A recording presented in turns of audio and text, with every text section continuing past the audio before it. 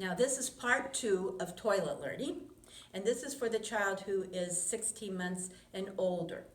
I need to explain to you the concept that Montessori saw of sensitive periods. Now, in this birth to 6-year-old plane of development, she noticed that there would be windows of opportunity that would open up for the child when nature would be impelling him to learn a certain skill or acquire a certain piece of knowledge. And he would be tireless in his work towards acquiring that knowledge, and he would be motivated because it's natural, he's being naturally motivated.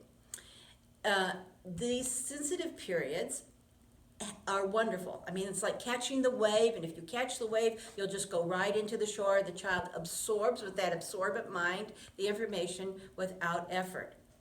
The unfortunate thing about a sensitive period is that it will close off to allow another sensitive period to open up.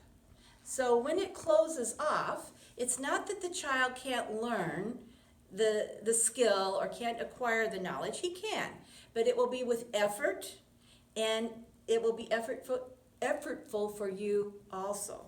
So about 16 months old, you're going to notice that your child is interested in the toileting procedure. He's going to be following you into the bathroom to see how it works. Or he takes off his socks, he takes off his shoes, he takes off his pants. He begins to undress himself. And this is kind of like on several times a day. This begins to show you that he has the coordination to learn to undress and dress himself. That's one of the first steps of actually being able to be independent in your toileting. The second thing he might do is tell you when he's urinated or when he's had a bowel movement in his diaper, which begins to tell you that he is making the connection between the sensations his body has and the results. And the last thing you might look for is your child will want to have his bowel movement in private.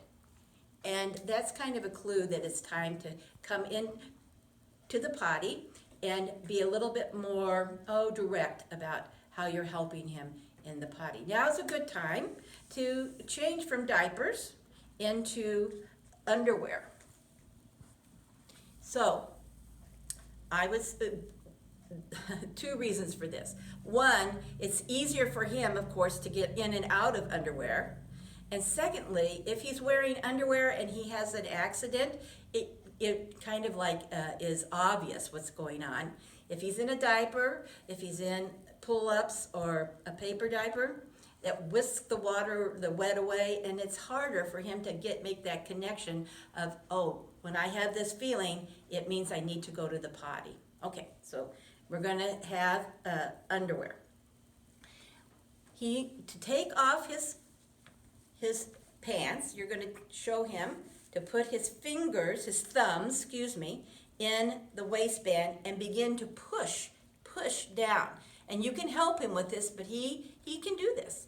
And when he gets it off his bottom, then he can sit in the little chair and take off his wet pants, put them in a laundry basket, and come and sit on the potty.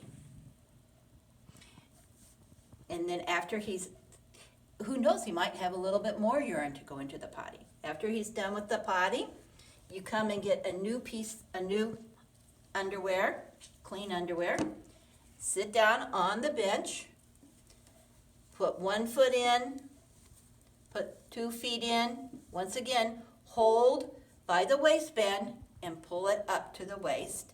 This is the perfect time to be potty training because it's warm outside. So really he can wear his underwear and a t-shirt. It will be so much easier to get in and out of his clothes to actually utilize the potty.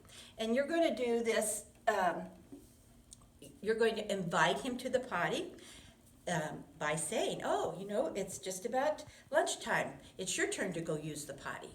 Or, oh, as soon as you use the potty, we will be able to go outside to play. Or, oh, whatever. What you're not going to say is, do you want to use the potty? Because that answer will always be no. You're going to say, today it's time, I'll wait for you, when Okay. Now, potty learning takes time. It takes effort. And it also, so there's going to be accidents. We know there's going to be accidents, no problem. When there's an accident, you're going to come over and get your cleanup bucket.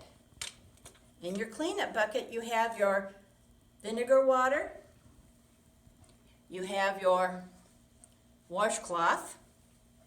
If it's a bigger puddle, you have your towel, your hand towel.